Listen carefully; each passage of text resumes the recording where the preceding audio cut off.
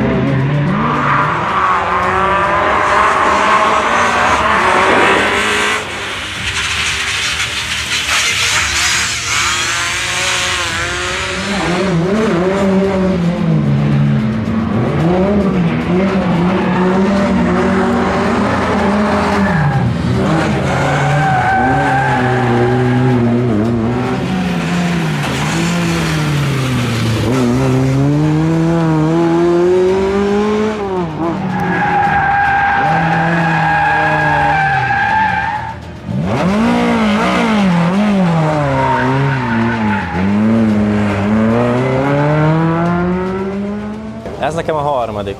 Az első volt a legemlékezetesebb, ez már mindig van valami sérülés, de már most egyre inkább kezdünk belejönni, hogy sérülés nélkül, bár mondjuk ugye új a hátulja, az Empini kaland óta, egy pici, ez tényleg csak fénysérülés ahhoz képest, de fel lett avatva az új fényezés rajta megint. Just for Fun-ba egyértelműen Just for Fun-ba megyünk, így van az elején. Hát ugye nyilván minket raktak az elejére, hogy picit azért nézőket kicsit hangoljuk, hergeljük, hogy még jobban szurkoljanak az éles mezőnynek.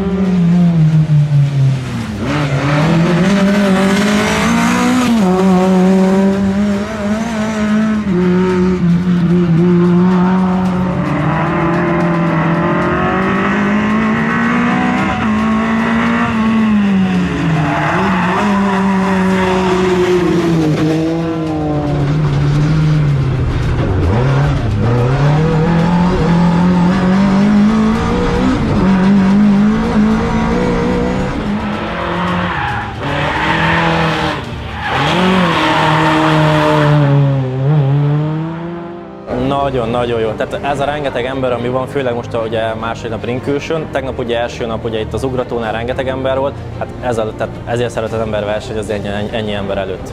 ez adja meg tényleg a savát borsát, az ízét az egésznek. Főleg a benti részen, ott ugye a nagy egyenesekben, ott meg lehet zavarni, aztán a nagy kanyarokban, nyújtott kanyarokban meg lehet küldeni keresztbe a ledet. Nyilván vannak szűk részek, ahol kívül belül patka, mindenhol patka, kapunk be, kapunk ki.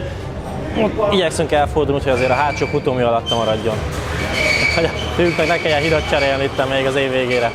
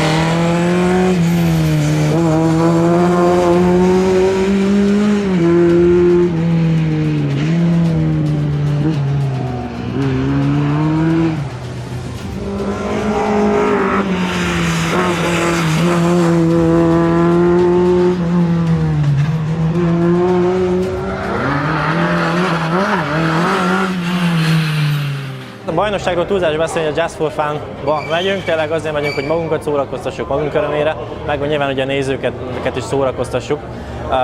Egyébként azt mondom, hogy relatíve jó évünk volt, ami nyilván több versenyen szerettem volna indulni, de hát az mindig az időhiány az, ami gátat szab. Én már szívem szerint mennék mindenhol, minden versenyen, de ahol sikerült elindulni, nagyon jól éreztük magunkat, az autó is bírta, nem volt vele semmi probléma, úgyhogy azt mondom, hogy nagyon jó évet fogunk zárni. Nem tudom, Gabi egyszer-kétszer pedzegeti, hát tegnap is nézegettem itt egyébként, az is jó, meg tényleg nagyon jó, nem tudom, szóval lehet egy-egy versenyre majd valamikor beadom a derekamat, de inkább maradok ennél.